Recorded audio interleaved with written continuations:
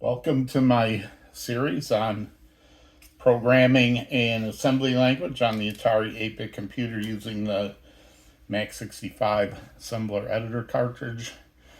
I know it's only a couple days after the last video, but I didn't want to leave people hanging. I mean, we only got one major routine left, and then you too, if you're following along, can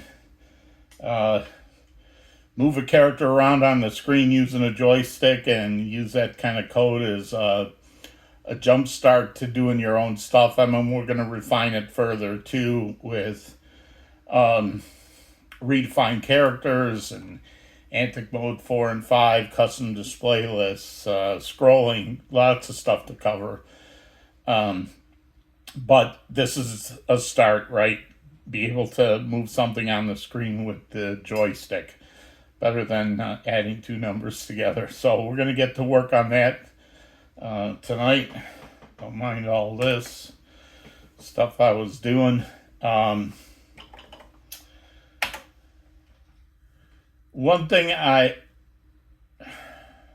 let's just get going. So this is where we were at the end of the last video.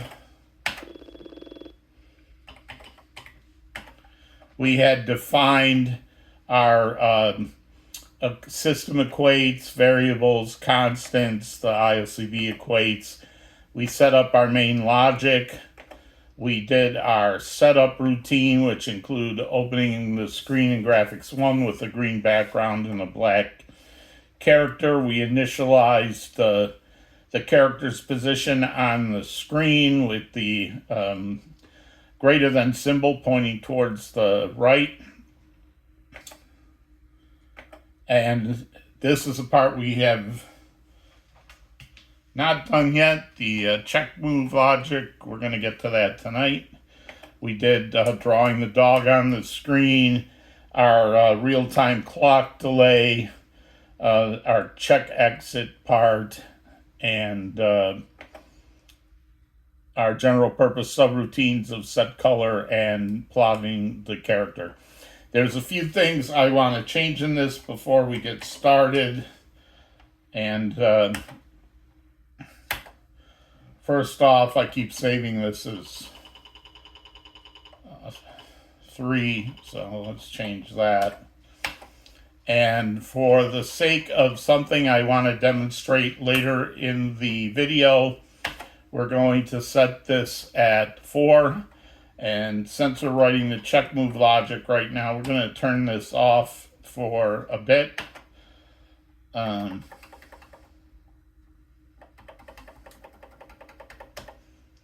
noticed when I was watching back the last video, there is a typo here in this constant. This should be min y for the minimum y position, not mixy. So we'll change that.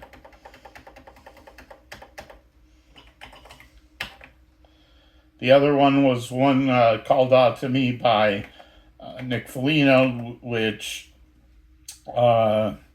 is good. I think it's going to introduce 2 new commands. I don't think we've used them so far. 2 new instructions. When I say commands, I mean instructions. And I just want to space the check 65. Space the check exit.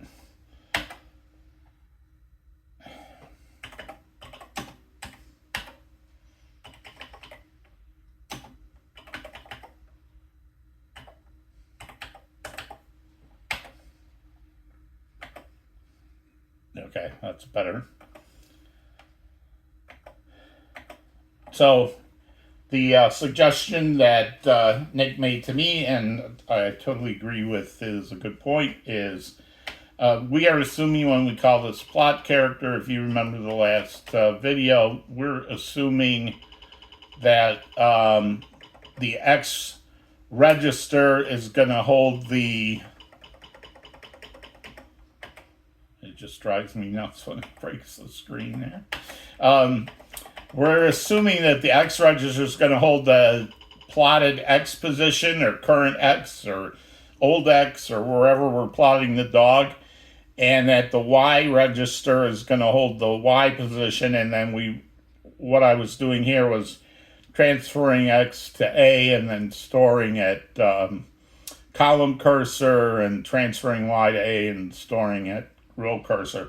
But there is a command, two commands. One is store X, which is just like store accumulator, except instead of storing the contents of the accumulator register in a memory location, it stores the contents of the X register. So we can skip a line. Here we can get rid of this. And we can get rid of this.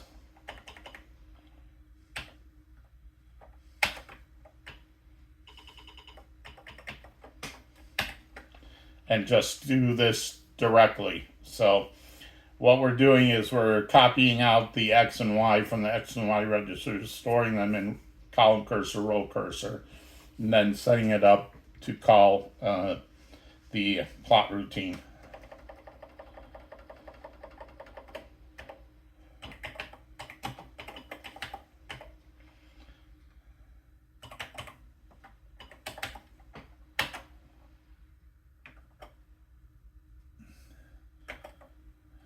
Okay. All right, still splits the line, but that's good for me. All right, one thing I meant to talk about in the last video, and I started to maybe twice and then got halfway through a sentence, lost my train of thought, got halfway through the sentence again, lost my train of thought again, and then didn't go back to it,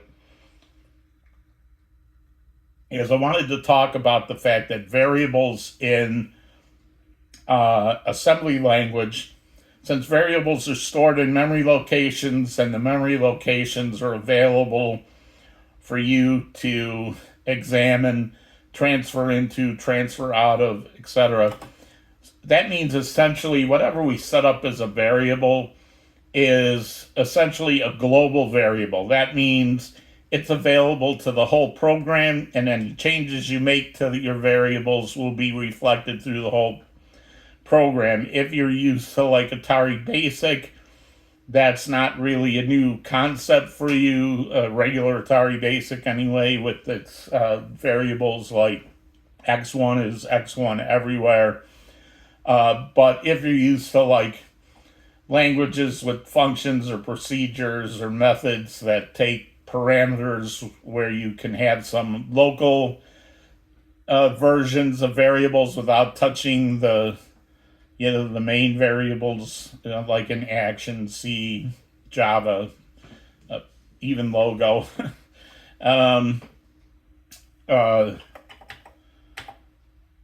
That's not going to be here. It's definitely going to be global variables. But we're going to take advantage of that fact. This is our main loop here. So what we do, if you remember from the last videos, we're going to set up old X to equal whatever the current X is, and old Y to equal whatever the current Y is at the top of our loop. Then we're going to call this subroutine check move. That's what we're going to write tonight. And then we come back, we look and see if these are different. So did old X and current X are not the same now? Then they must have pushed the stick, right or left. Is the old Y and new Y different? They must have pushed the dog, right or left. And I don't care which one they did, or even if they did both, the move dog will take care of both. That's why I can jump over the checking the Y, because both the current X and the current Y will have been updated in check move. And you'll see how we do that in a minute. So just be aware that all variables essentially in assembly language are global, and you have to make sure when you change a variable, you understand the implications of that. As I say, in a case like this, we take advantage of it. that they're being changed in some other routine someplace else. So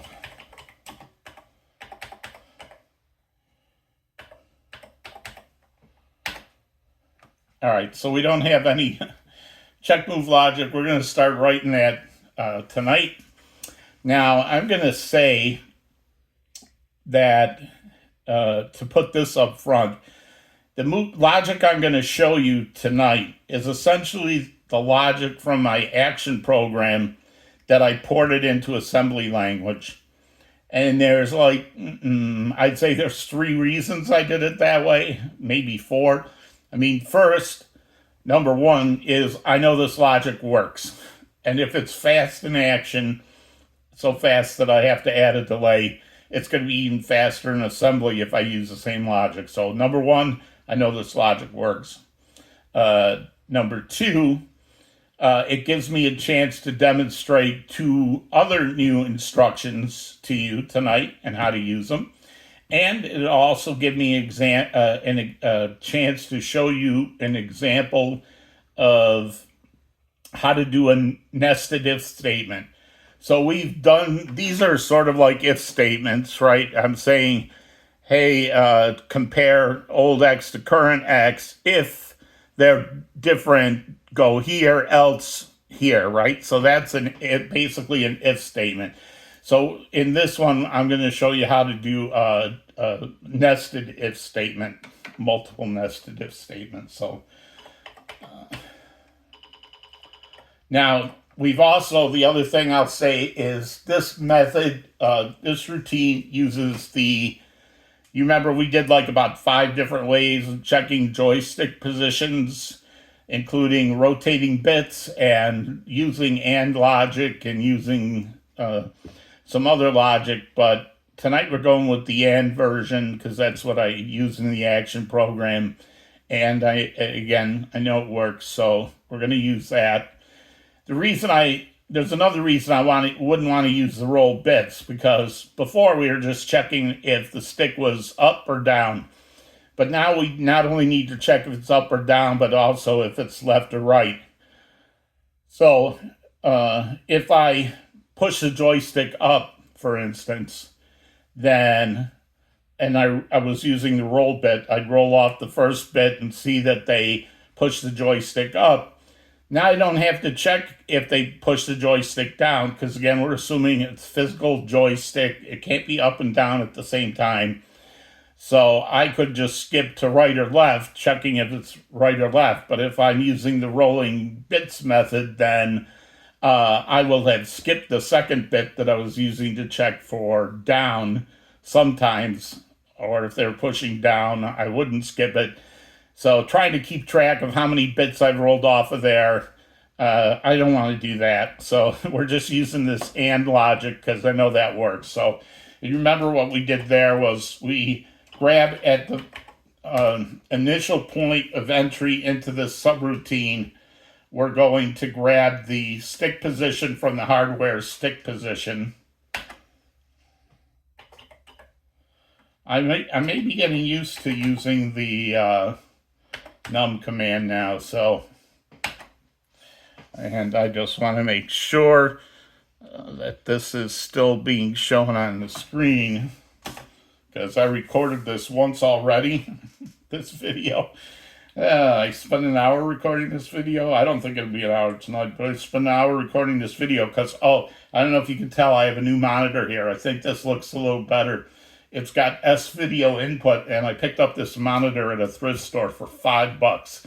So the Atari 800 has a great S-video output capability. I think this looks really clean. Unfortunately, it still has the same problem with artifacting the colors, which you'll see, but anyway. So I'm also going to heavily comment this code, I think, because with the nested ifs, I want to make sure people can read what it's doing. So anyway, we've loaded the accumulator with the stick value at the start of the subroutine, and we want to use that value through the whole check. So we're going to store it in stick position and use stick position for the rest of the way. First thing we're going to do is check if they're pushing up.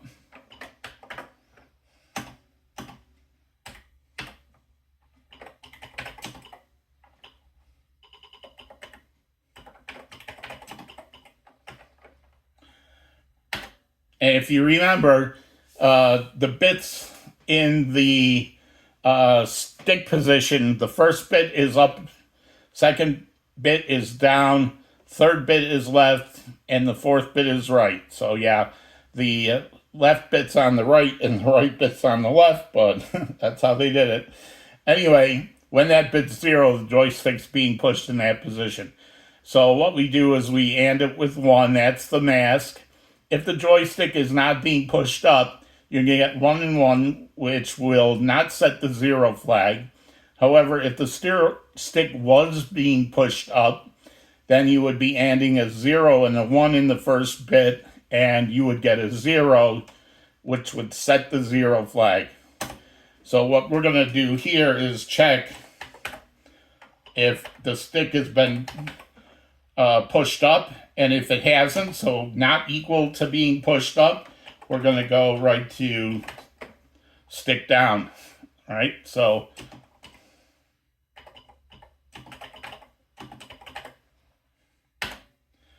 that's our if. This is our, now we're getting to our first else. And our first else is going to include a second if. And that's because, now let's say if I got here, I know I'm pushing up on the stick. That means the Y position, which is up and down, is being pushed up this way. It means that the number in the current Y position is getting reduced. But we have to bound that. That's why we have the min Y and max Y.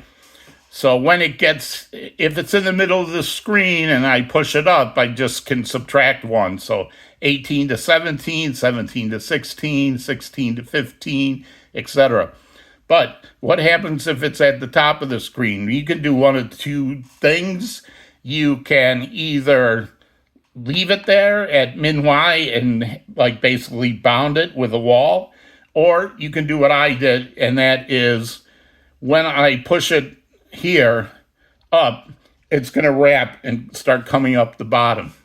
So what that means is I'm going to go 15, 14, 13.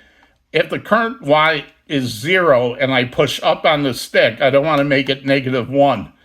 I want to change it from 0, which is min Y, to the max Y, which is going to be 23, right? But I don't have to remember that because that's why I created those constants before, so we wouldn't have to keep remembering that. So what I'm doing here, when I say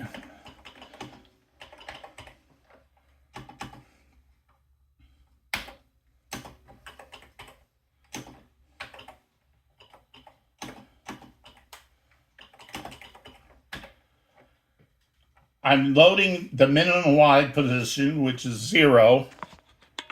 I'll make sure you get this all in screen tonight.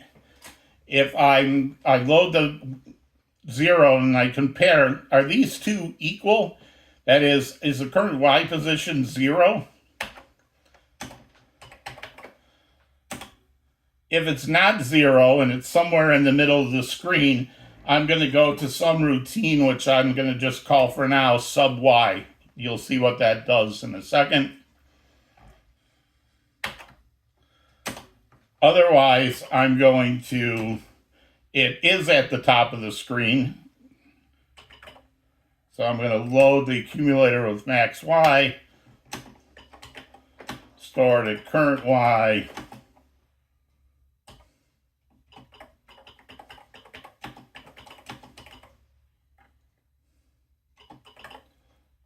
and let's add this comment here. At top, no, subtract 1.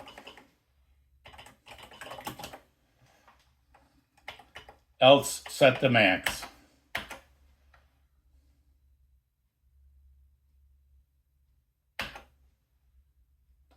Now, did I mess up my numbering? I'm going to check that I didn't put duplicate lines in there.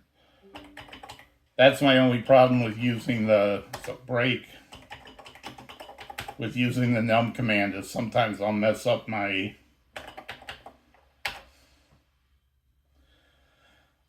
load stick 0, stored stick position. Is it up? No. Check down. Min Y compared to current Y. Okay, nope. Oh, yep. There's my duplicate line.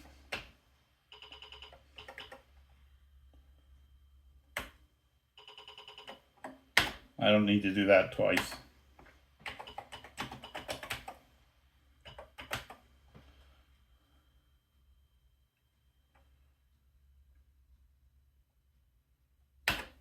So now we've just, we're still in the, so if it's not up, go to down. Otherwise, if it's at the top, or if it's not at the top, subtract 1, else set it to the max, which means put it at the bottom. And then once I've done that, I can go and I don't have to do anything else here. I've set the current Y with the new value when they push the stick up. I don't have to check if the stick is being pushed down, because I know if I got here, the stick was being pushed up.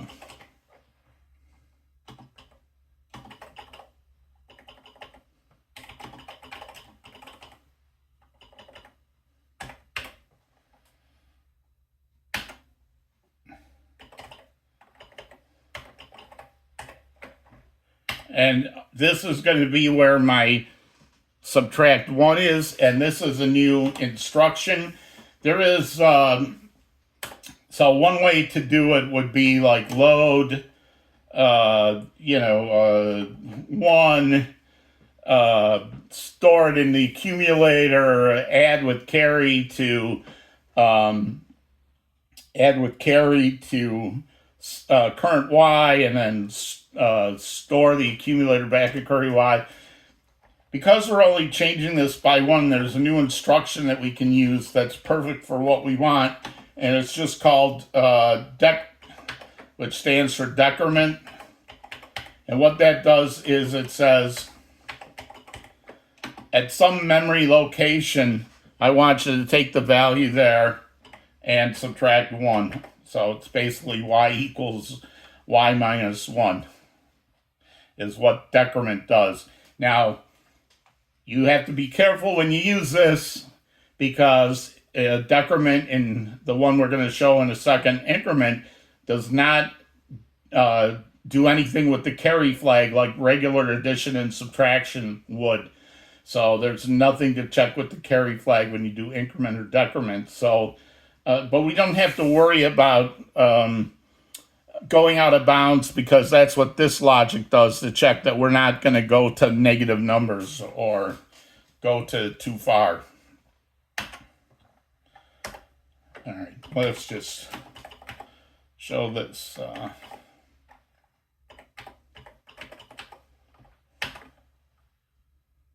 So this is, and then 3150.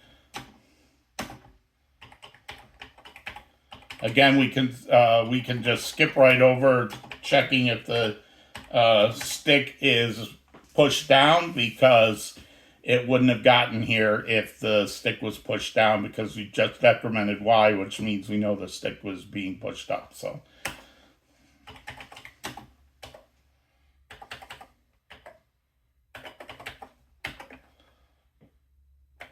this is the basically the complete logic for checking if the stick is up. So we AND it with the 1, check that first bit. If it's not equal, we're just going to jump the stick down and check that, because they didn't push up. So it is possible here that they pushed down.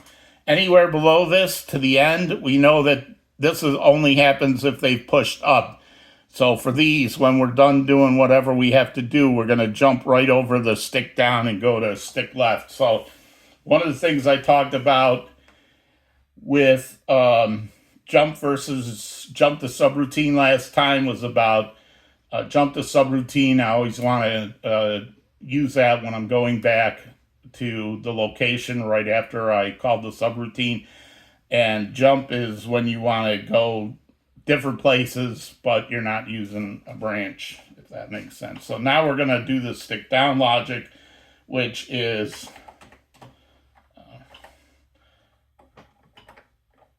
of course very similar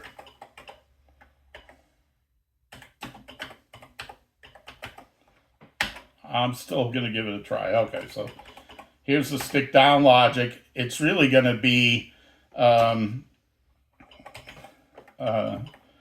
we're going to get the stick position that we stored here. We're going to get it back, because remember when I use the AND command here, it destroys what was in the stick position value in the accumulator. So I have to go get it back again, the original one. This time we're going to AND it with 2 to check the second bit.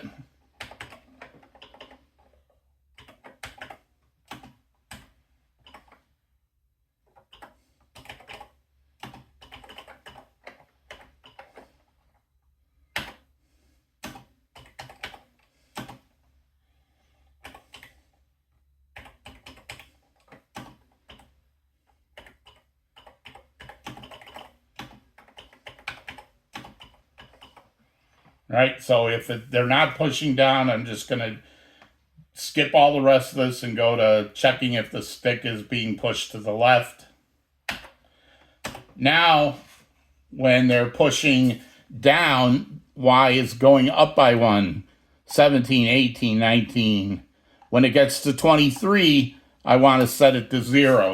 So this time, I'm going to do the opposite, where I say I'm going to load max Y.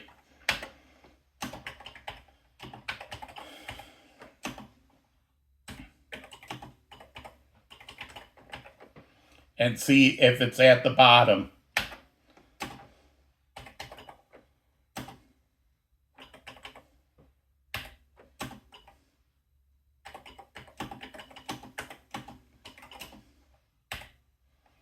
If it's not at the bottom, all I'm going to do is add 1. Otherwise,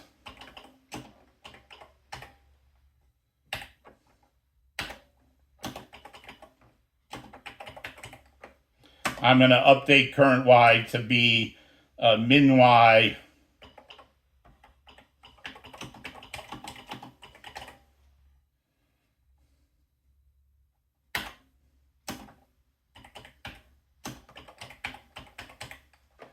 Jump to stick left. And here is the counterpoint to the decrement command. It's called the increment command. And again, it does the same thing as decrement does. It's essentially, Y equals Y plus 1.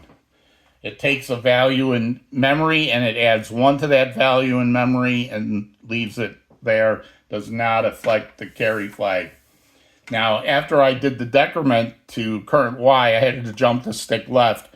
I don't need to do that after this because that's what's coming next. Stick left. Oh, sorry.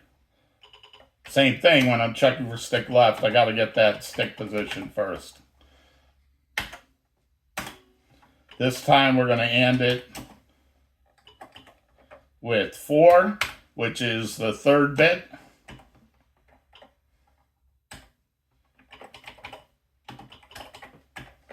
I think you can see where the rest of this is going.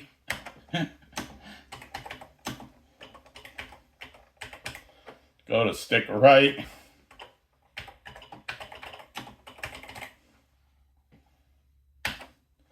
Now, this time we're pushing to the left. So the X position is going from 7, 6, 5, 4, 3 down to 0. When it gets to 0, it's going to wrap over to this side.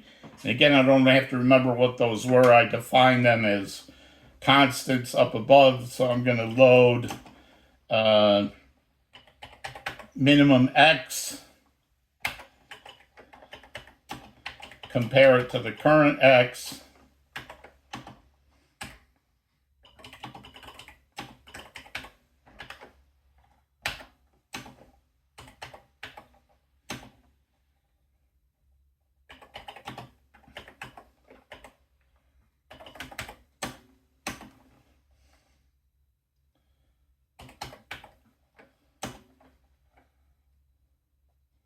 if it's not at the left edge, I'm just going to go to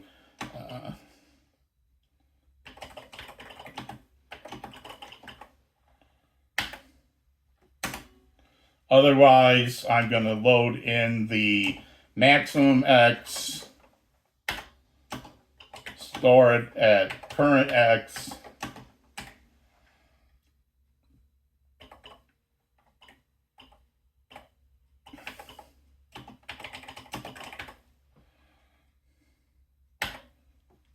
now here, if they're not pushing, if I get to this point, I know they've pushed left.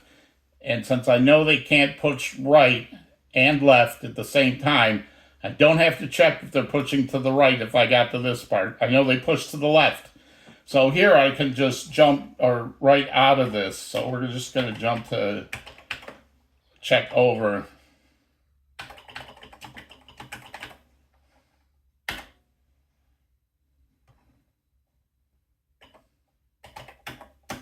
Again, we're going to just use decrement current X.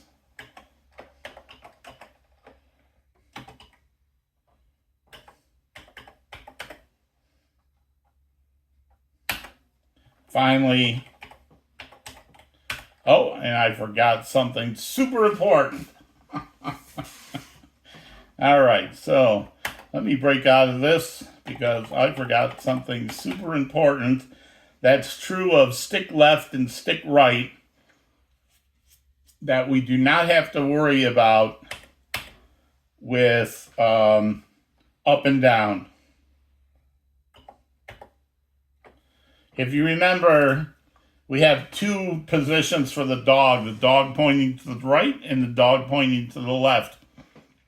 If I do this and they're pushing the stick to the left, before I do any of this boundary checking, the first thing I have to do before that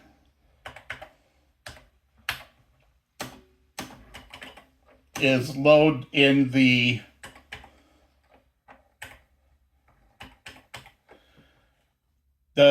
character where the dog is pointing to the left, or the less than symbol, until we change that. And store that in dog, which is the variable we have to hold whether the dog is facing to the left or right. So that's super important that we needed to have in there.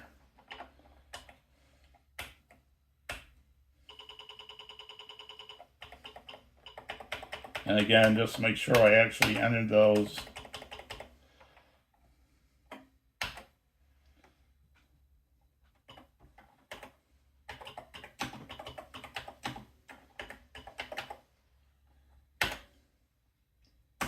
And again, if I got to this point, I know that I don't have to check if the stick's being pushed to the right, because it was pushed to the left. So I can just jump to check over, all done. And then the last thing we need is stick right. And I'll even spell it right so I don't get a compiler error. Get the stick position.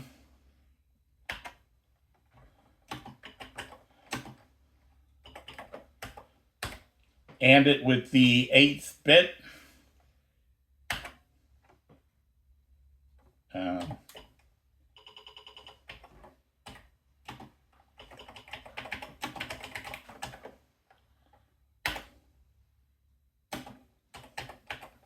And again, this is the last check. I've already checked up and down and left. So if they're not pushing right on the stick right now, I'm done.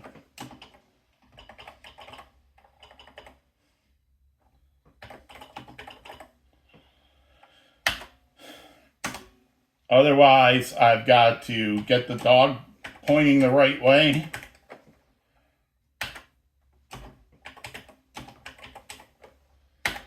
And then do my boundary checks. So this time we're pushing the stick to the right.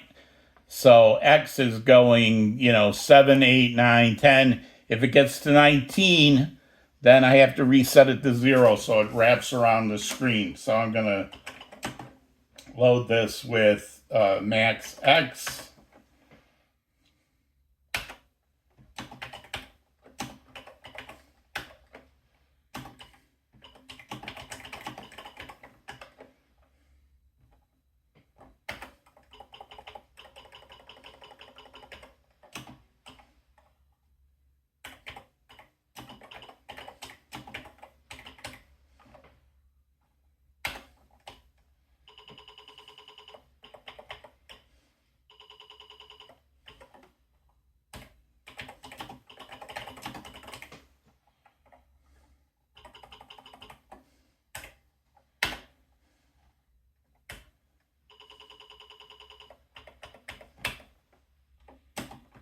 If it's not at the edge, then we're going to, if I'm pushing in this direction and I haven't reached the edge, sorry, got that there, and I haven't reached the edge, I'm just going to add 1 to X using that increment command.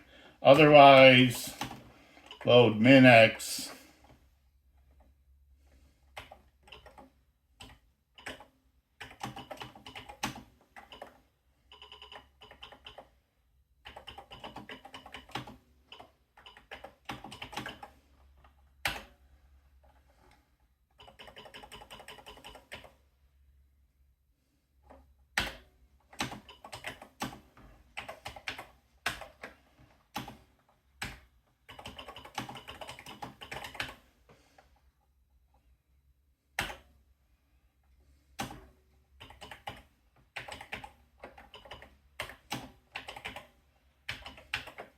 Again, once I do that, we're all done.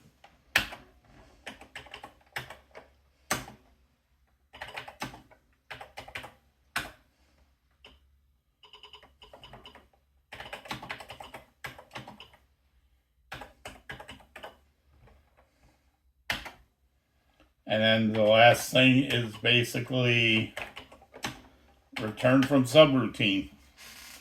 So when all the checks are done,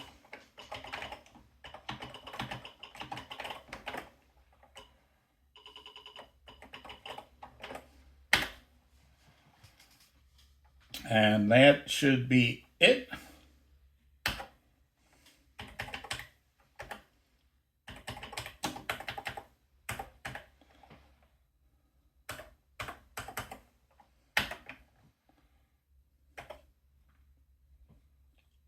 And I think just to make this a little clearer,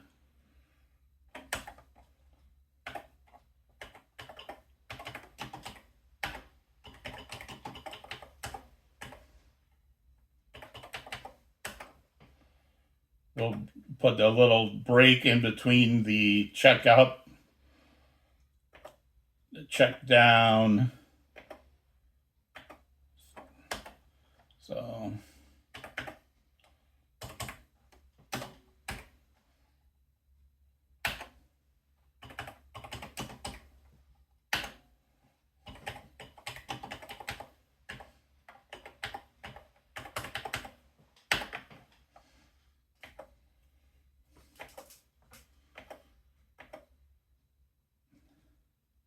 and that is our that's our check move. So we're going to see in just a couple minutes if that works.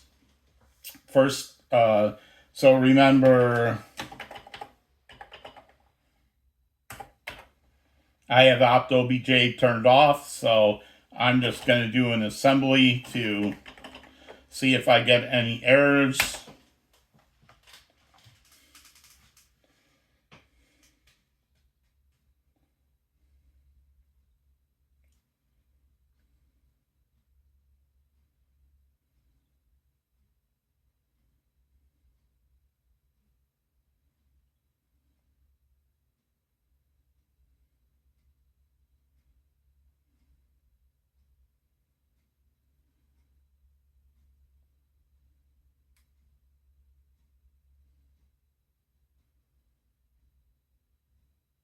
and we have a clean compile, or do we?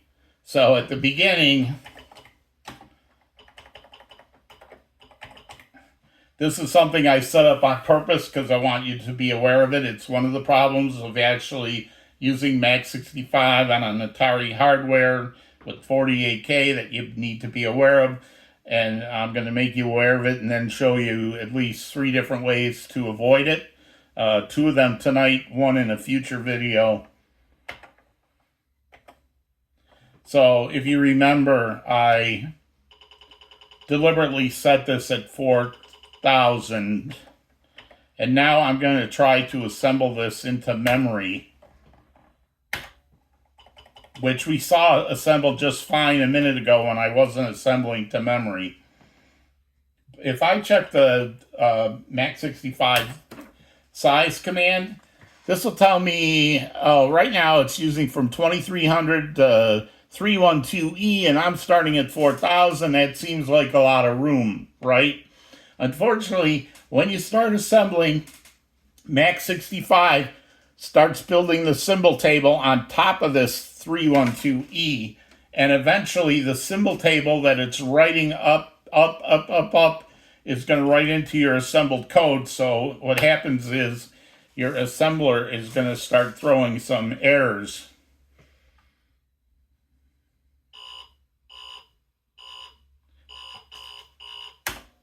So the good compile I had a minute ago is no good anymore because of that. And as soon as you type size, right, it goes back, it erases the symbol table. It didn't actually, the symbol table is like a temporary thing in memory, but it goes up into your code at 4000 and crashes it. So there's 3 ways I'm going to talk about to do this. The simplest way, of course,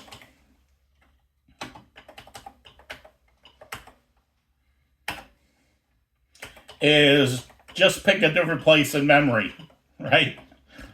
You can just pick a different place in memory. Trust me, when this compiles, it takes less than 400 bytes. So you're not going to run out of room at, hex 5000 if you assemble your code there. And the symbol table is not going to build all the way up to 5000. You can see that if I do this.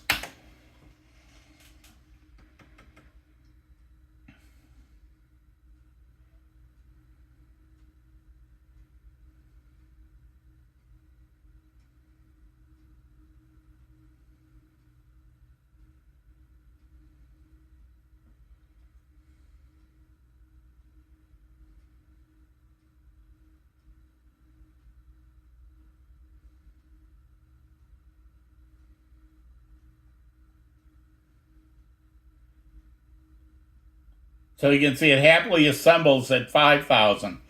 The other way that you can get around this problem is don't assemble it to memory.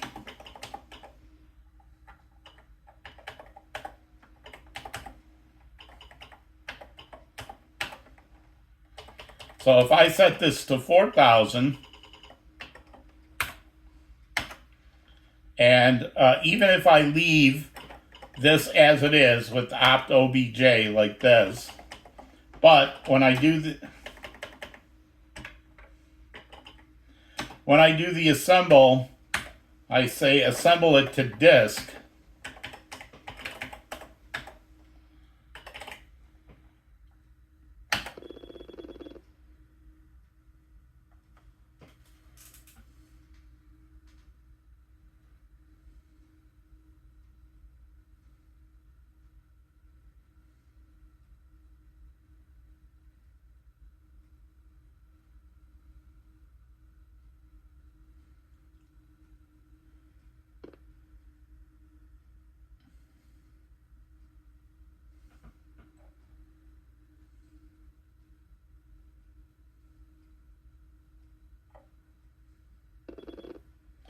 Then you'll see it assembles just fine at location 4000 because your object code on the let's see if it runs. That'll be fun because I didn't. Oh, you know what? Before I do that,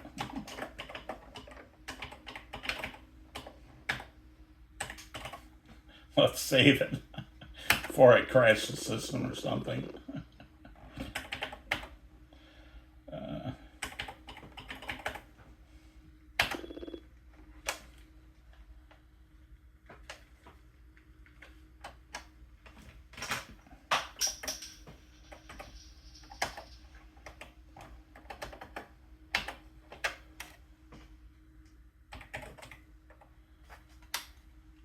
Well, I guess I did crash the system. Well, I was planning on talking about some more about debugging again anyway, so let's do that.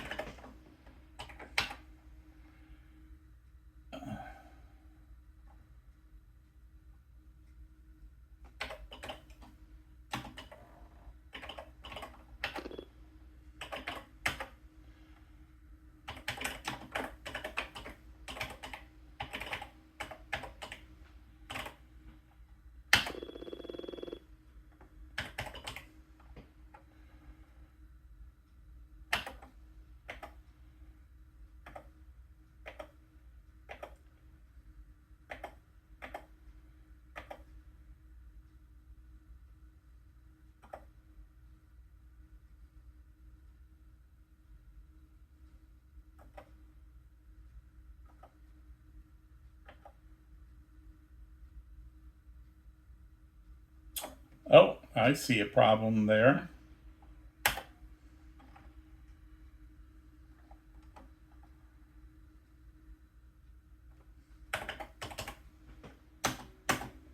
After I increment the current y with y plus 1, I want to... Oh, that's right. I said I didn't have to because it's going to go straight to stick left anyway, so I think that's okay. Let's just check this. All right. So first things first, let's put it at 5,000 just so I can assemble it to memory so I can use DDT to look at it. By the way, the third way to handle programs that are too large, because once we only have 48K, the Max 65 takes up room, and these programs are just going to get larger and larger. You can split them up using include files. I plan to show that in the next video. Nick got a little ahead of me on that one, but it was in the game plan all along. First, I wanted to show you what the problem was. If you didn't split your files or you didn't take some other things, one of the things that can happen to you. All right, so let's...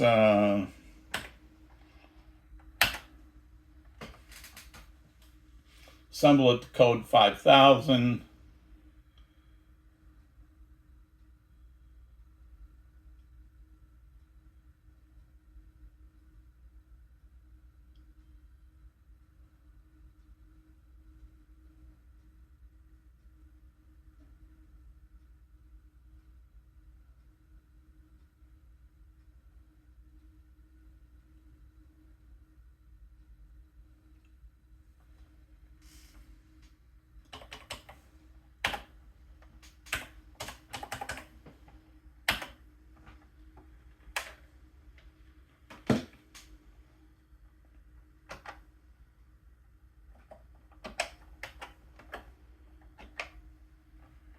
All right, so debugging.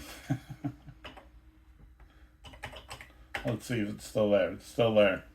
Okay, last week I showed you one way to do debugging, and that was to actually so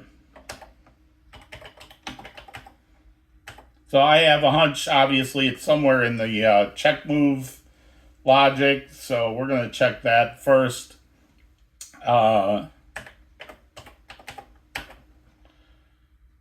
So one way I could do a break is to just go in here and actually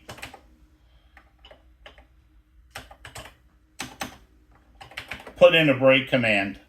But I'm going to show you the other way using DDT. So I assume that the problem is going to be in check move. So let's assemble this one last time and grab that address of check move out of the symbol table.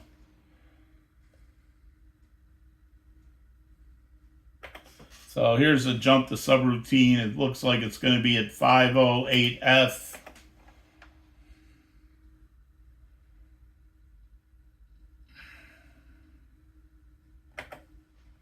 508F, that looks right.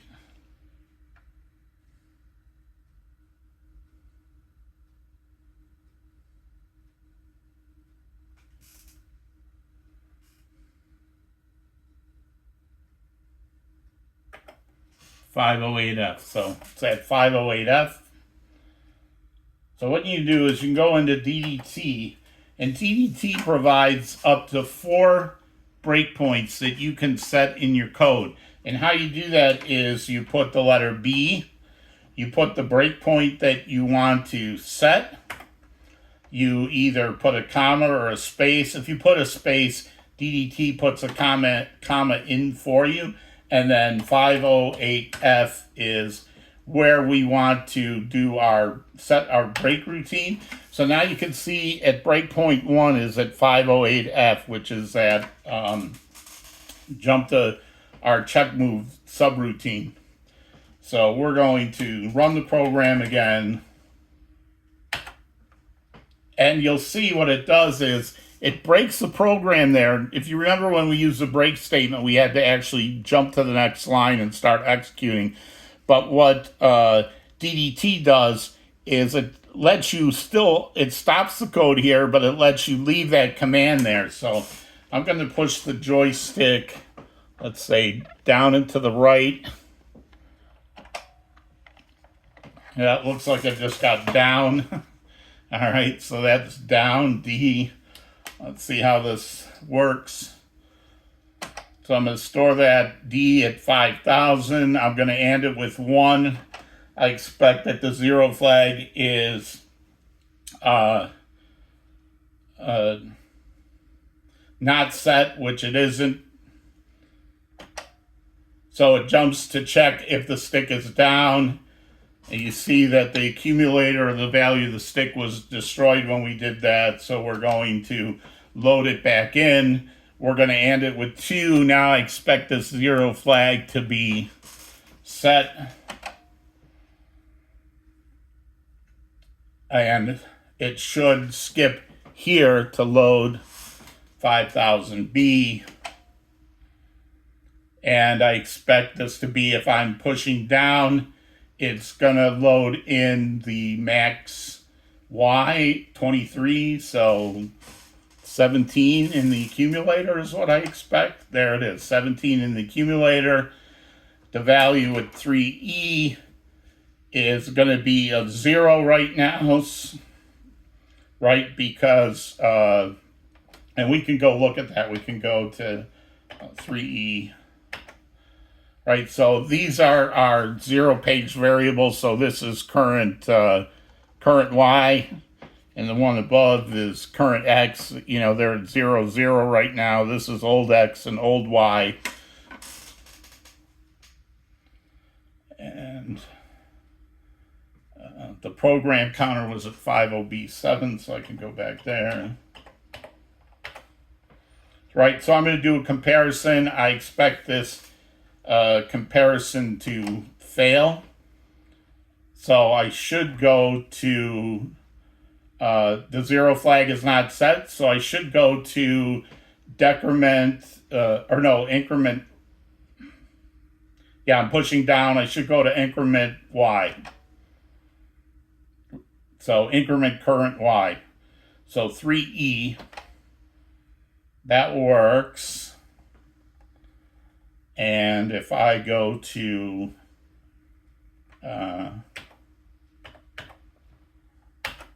so now you see that 3E has a 1. It has updated current Y from 0 to 1. So that's working as I expect. And I used the wrong command there. Darn it. All right, let's start over again.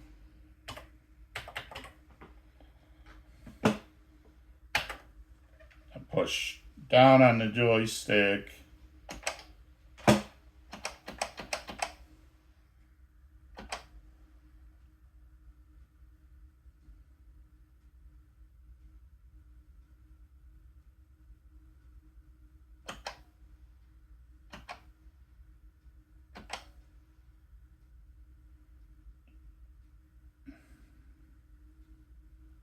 $23.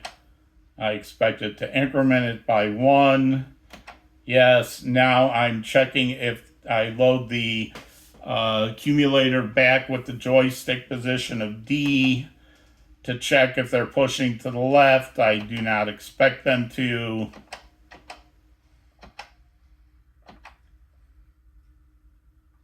And when I come out of here, return to subroutine.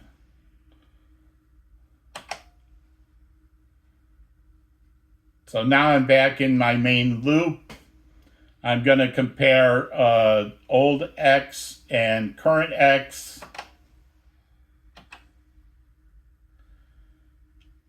The 0 flag is set, so I'm going to drop down. They didn't change. They're not. But now this one I expect to not be true, because this should be still be 0 and this should be 1. So I should be jumping to 512F.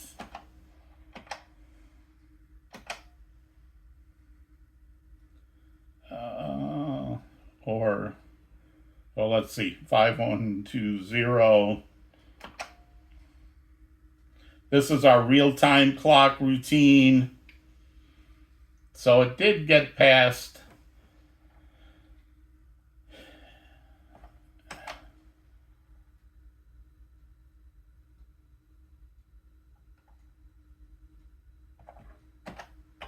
All right, so what does that tell us? What that tells us is the check move part is working okay, because it did actually go to move dog because it went to the delay routine, and my hunch now is there's something wrong in draw dog, which is the one that I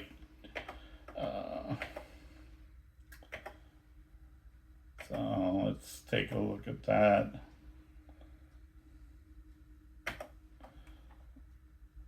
Okay, so first I'm going to load the accumulator with blank, store the color, load X with old X, old Y, jump to plot character, and then load the dog, store color. Is this when I forgot to put channel 6 in again?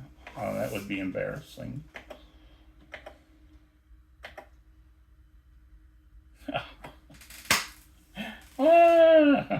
No, that's right. Store X. Oh, wow, there it is. I got it. When I change these, this should be store X at column cursor, and this should be store Y at row cursor. Got it.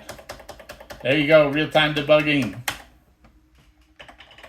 I'm kind of glad that I messed this up now, because you got to see actual real debugging, and I feel good about that. I don't mind making mistakes. That's how we learn things. And learning debugging in assembly is a great skill, so I'm okay with this.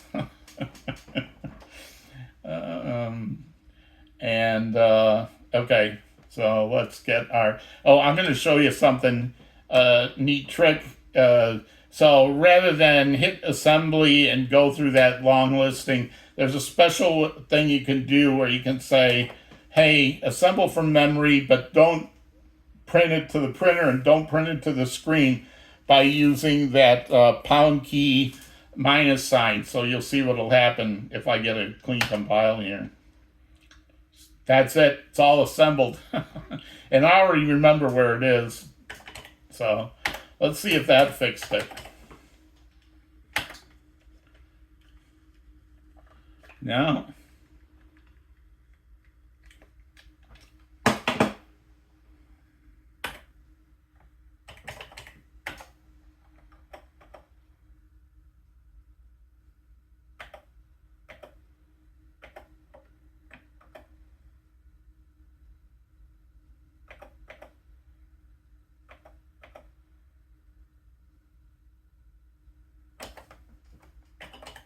This time I am going to do it.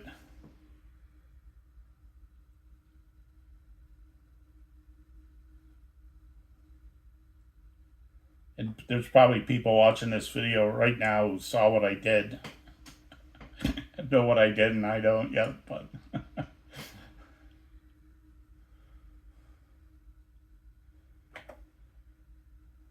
okay, so draw dogs at 5105.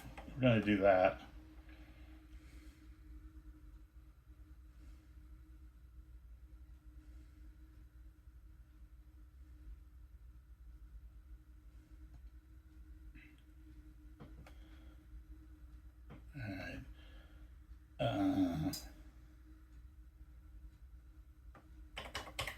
So I'm going to set breakpoint 1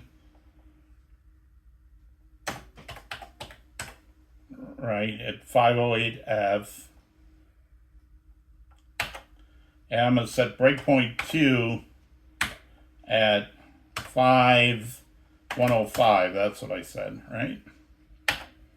All right, so what we're going to do is, the reason I'm going to do it that way is if I stop it here, I can push down on the joystick, load it with D, and then I can pick up execution from there. So this is like doing a stop command in BASIC and then a continue. So it should stop at my next breakpoint at 5105, which it does. And let's look on the screen. Okay, it's still there. So let's see what's going on with this draw dog. We're going to load the accumulator with a blank. So we're going to blank out where the dog was. We're going to load X with the old X and the old Y, which is 0 and 0. We're going to jump to this plot character. We're going to store X at 55. And right, this is old X and old Y sitting in the X and Y register.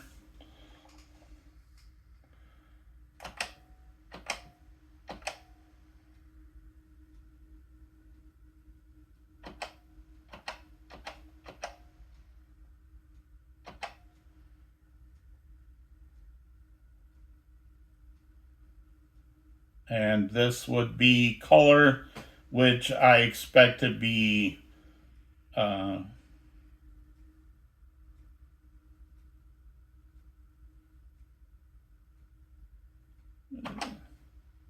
20. Okay, so that's the blank character.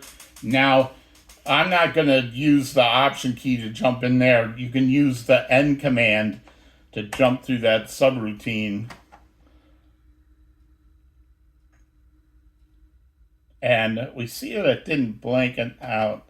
Something is wrong there. Okay.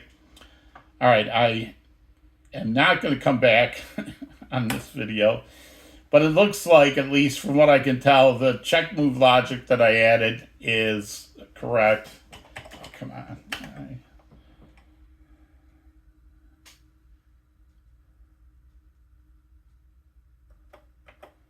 Something about that.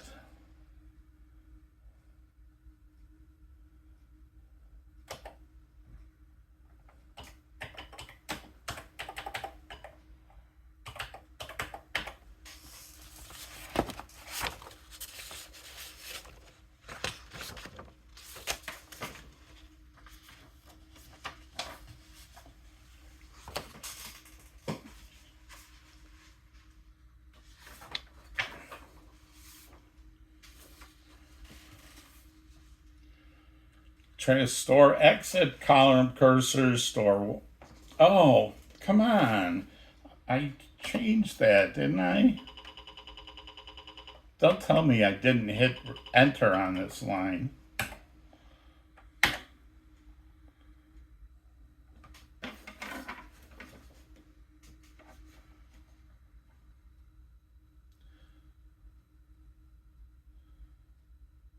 I want to, and I've stored X, so I load X with 60.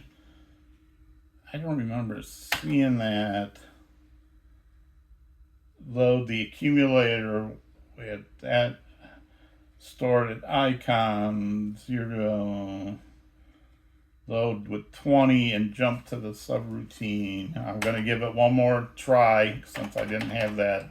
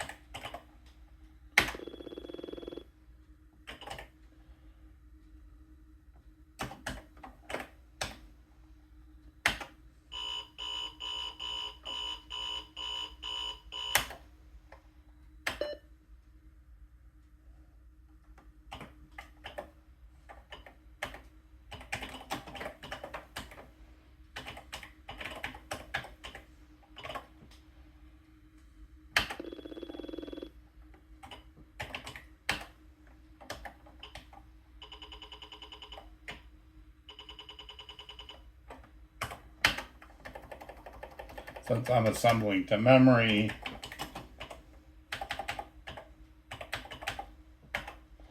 make sure that this is what I...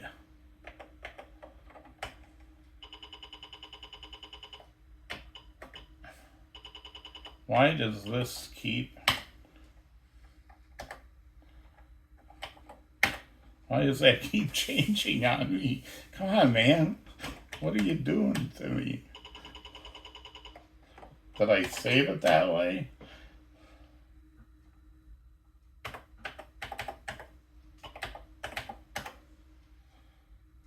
All right, store X, store Y.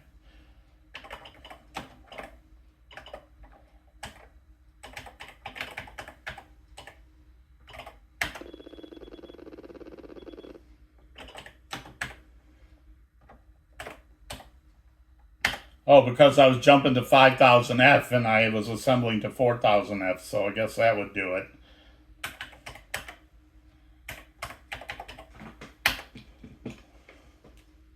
There we go. Woo! Finally. Okay, that was torturous. I guess that's going to be another 8-minute video. Now, this is moving really slowly, but at least it's all working now. And the reason it's moving, and I can go in diagonals, up and down, it will wrap on the screen appropriately. I can go do this diagonal, I can do that diagonal, up, down, left, right. Okay. The reason it's so slow is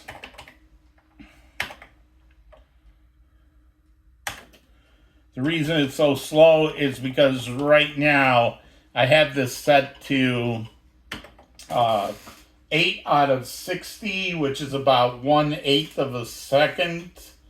So we're going to cut this in half. This is a timer. So this will be like 4 out of 60, which means it'll be like 1/15 of a second.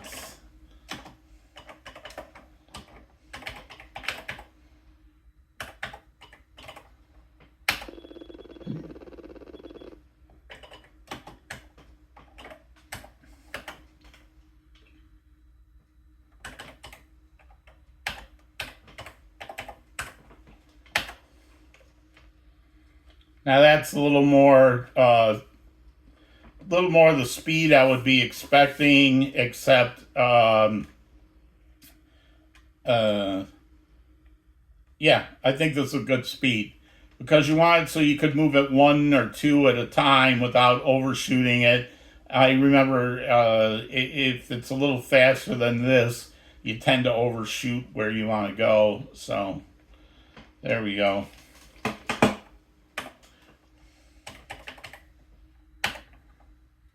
So again, there's all our defines.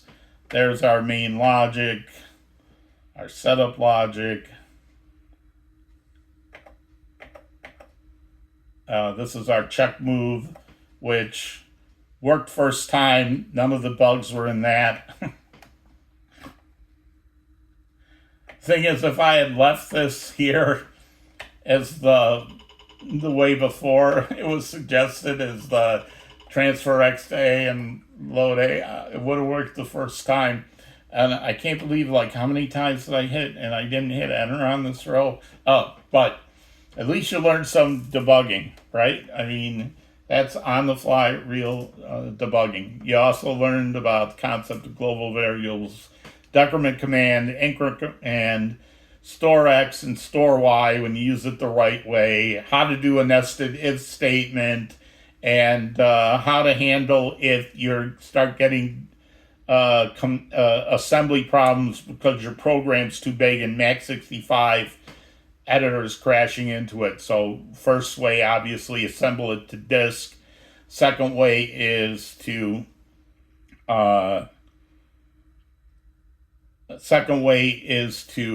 just change where it is in memory, and the third way is the way we're going to cover next time. So next time I plan to cover how to break our program up into smaller pieces using include files, and I will also start demonstrating how to redefine a character set in assembly language. And just one last thing, I guess, because I'm going to use my full 80 minutes again. So, but one last thing I want to show is in memory, I had to have it at 5,000, but I could put it at 4,000 if I assembled it to disk.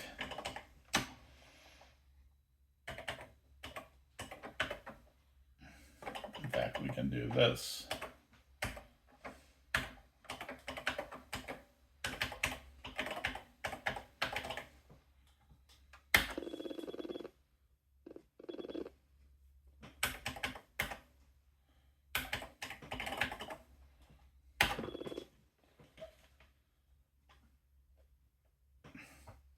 I didn't take out the DDT breakpoints.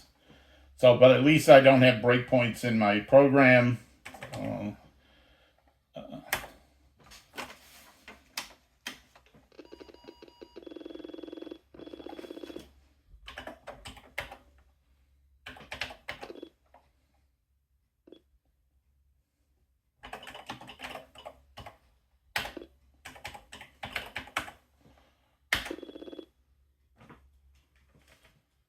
So this code was residing at memory location 4,000, so not 5,000, but because I assembled it to disk, it works. So, all right, fun with debugging. Now let me know how the new monitor looks. I hope it looks clear. So you learned certainly some good debugging lessons tonight. Thanks, bye.